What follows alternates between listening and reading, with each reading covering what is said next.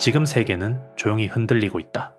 겉으로는 평온해 보이지만 그 밑바닥에서는 보이지 않는 진동이 이어지고 있다. 화면 속 뉴스는 전쟁을 말하고 시장은 공포를 말한다. 속보 자막은 긴박하게 움직이고 전문가들은 지정학적 리스크를 이야기한다. 하지만 나는 그 이면을 본다. 총성과 미사일이 아니라 그 뒤에 따라올 숫자를 본다. 전쟁은 감정으로 시작되지만 결국 계산으로 끝난다. 분노와 보복의 언어로 출발하지만 마지막에는 재정 지출표와 국채 발행 규모, 금리 경로로 정리된다. 그리고 그 계산을 담당하는 곳은 언제나 중앙은행이다. 아서 헤이즈는 한 가지를 강조했다.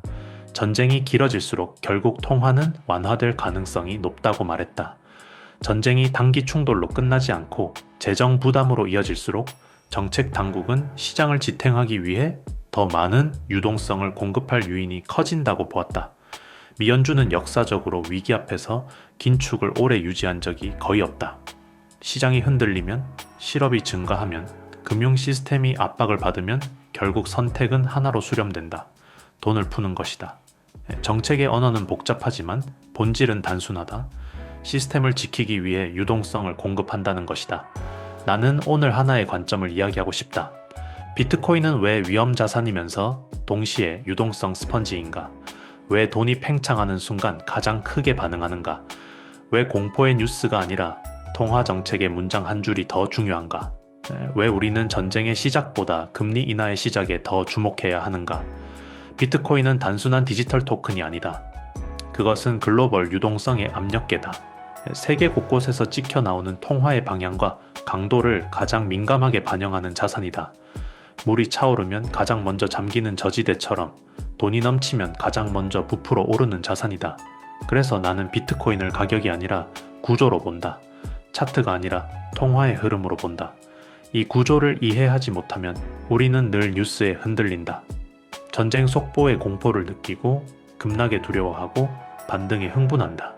하지만 구조를 이해하면은 파도가 어디서 오는지 보이기 시작한다.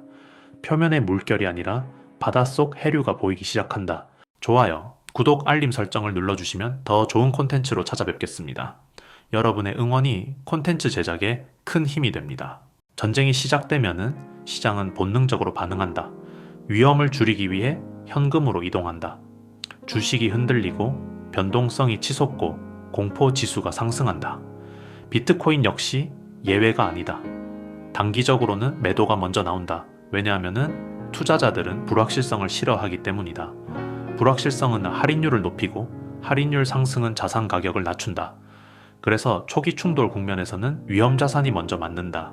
하지만 여기서 한 발 더 들어가 보자. 전쟁은 감정이지만 재정은 숫자다. 군사비는 실제 돈이 필요하다. 전투는 뉴스로 소비되지만 비용은 장부에 남는다. 보급, 장비, 인력, 재건, 외교 비용까지 모두 숫자로 환산된다. 그 막대한 비용을 감당하기 위해 정부는 재정 지출을 확대한다. 적자가 늘어나고 국채 발행이 증가하고 시장은 그 부담을 계산하기 시작한다. 그 돈은 어디서 오는가? 세금을 올리기에는 정치적 부담이 크다. 국채를 발행하면 시장 금리가 오를 수 있다. 금리가 오르면 경기 둔화가 가속될 수 있다. 결국 중앙은행이 개입하게 된다. 금리를 낮추거나 국채를 매입하거나 유동성을 공급한다. 정책은 언제나 시스템 안정을 우선시한다. 이 순간부터 흐름은 달라진다. 공포의 시장이 아니라 유동성의 시장이 시작된다. 위험 회피에서 위험 선호로 천천히 기울기 시작한다. 투자자들은 다시 질문을 던진다. 이렇게 많은 돈이 풀린다면 어디에 배치해야 하는가? 유동성은 물과 같다. 낮은 곳으로 흐른다. 저항이 적은 곳으로 이동한다. 그리고 가장 빨리 가격이 반응하는 자산을 찾는다. 자본은 항상 효율적인 경로를 찾는다.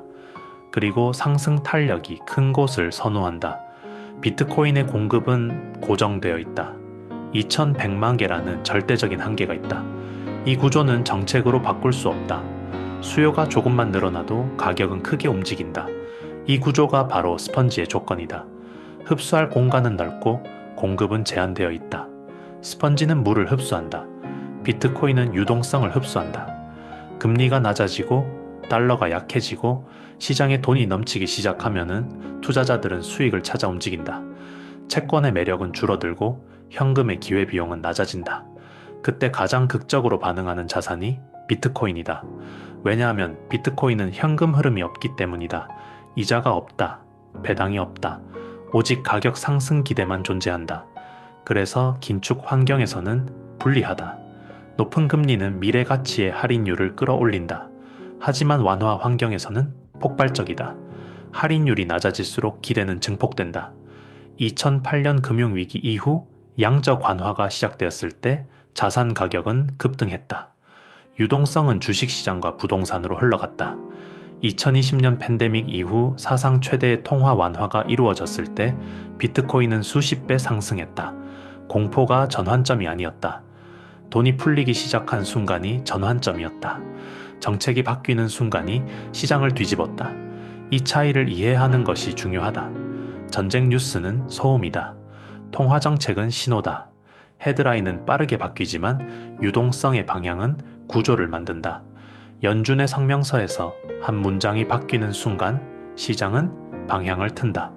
점도표가 하향 조정되는 순간 자산은 반응한다. 금리 인하 기대가 형성되는 순간 위험자산 선호가 되살아난다. 시장은 항상 선반영을 시도한다. 그래서 정책의 힌트만으로도 움직인다. 그 흐름의 끝에서 비트코인은 가장 크게 움직인다. 왜냐하면 공급이 늘어나지 않기 때문이다. 주식은 유상증자를 할 수 있다. 채권은 발행이 가능하다. 부동산은 개발이 가능하다. 하지만 비트코인은 채굴 속도가 제한되어 있다. 발행 일정은 알고리즘에 의해 정해져 있다. 수요가 몰리면은 가격으로만 조정된다. 그래서 유동성 스펀지다. 유동성의 압력이 그대로 가격에 전이된다. 완충 장치가 거의 없다. 이 구조는 반복된다. 중앙은행 완화 기대가 형성되고 금리가 하락하고 달러가 약세를 보이고 위험자산 선호가 증가하고 비트코인이 급등한다. 이 과정은 몇 달에 걸쳐 압축적으로 일어난다. 초기에는 의심이 있고 중간에는 확신이 생기고 마지막에는 과열이 온다. 전쟁 초기에는 공포가 지배한다. 하지만 전쟁이 장기화되면 경제는 부담을 느낀다. 성장이 둔화되고 고용이 약해지고 시장은 압박을 받는다. 그때 중앙은행은 선택을 강요받는다. 완화로 돌아설 것인가? 긴축을 유지할 것인가? 역사는 대부분 완화 쪽으로 기울었다. 시스템 안정이 우선이기 때문이다. 비트코인은 그 선택의 결과를 가장 민감하게 반영하는 자산이다. 그래서 나는 뉴스보다 정책을 본다. 전황보다 통화 방향을 본다. 헤드라인보다 유동성 그래프를 본다. 비트코인은 디지털 금이라고 불린다. 하지만 나는 그것을 유동성 스펀지라고 부른다. 세계가 돈을 찍어낼수록 그 물을 가장 먼저 빨아들이는 구조를 가지고 있기 때문이다. 돈이 넘칠수록 더 크게 부풀어 오른다. 물론 단기 변동성은 거칠다. 공포 구간에서는 크게 흔들린다. 하지만 구조를 이해하면 흔들림 속에서도 방향을 본다. 단기 조정은 구조를 바꾸지 않는다. 통화의 방향이 구조를 만든다. 돈이 긴축되면 비트코인은 마른다. 돈이 팽창하면 비트코인은 부풀어 오른다. 이 단순한 원리가 장기적으로 반복되어 왔다. 그래서 비트코인은 통화 사이클에 가장 민감한 자산이다. 우리가 해야 할 일은 감정에 반응하는 것이 아니다. 구조를 이해하는 것이다. 전쟁은 뉴스다. 유동성은 구조다. 뉴스는 빠르게 소비되지만 구조는 오래 지속된다. 구조를 이해하면 공포가 기회로 보인다. 완화 신호가 보이는 순간 시장은 이미 움직이고 있을 것이다. 그리고 그 흐름의 중심에서 비트코인은 다시 한번 유동성을 흡수할 준비를 하고 있을 것이다. 스펀지가 물을 기다리듯 시장은 돈을 기다린다. 비트코인은 언제나 돈이 향하는 곳에 서 있다. 돈이 넘치면 가장 먼저, 가장 크게 부풀어 오른다. 그것이 이 자산의 본질이다. 그 본질은 가격이 아니라 구조에서 나온다. 유동성의 시대에는 비트코인이 강하다. 긴축의 시대에는 비트코인이 약하다. 이 리듬을 이해하는 사람만이 파도를 탈 수 있다. 리듬을 이해하지 못하면 변동성에 휘둘린다. 나는 오늘도 뉴스가 아니라 통화를 본다. 전쟁이 아니라 돈의 흐름을 본다. 그리고 그 흐름 속에서 비트코인이 어떻게 스펀지처럼 유동성을 흡수하는지 지켜본다. 가격의 흔들림보다 통화의 방향을 본다. 결국 시장은 감정이 아니라 돈이 움직인다.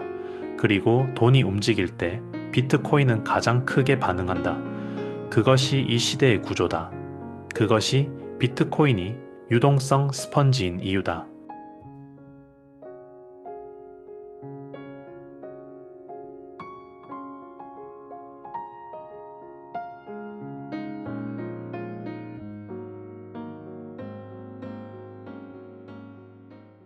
이 영상이 마음에 드셨다면 구독과 좋아요는 큰 힘이 됩니다.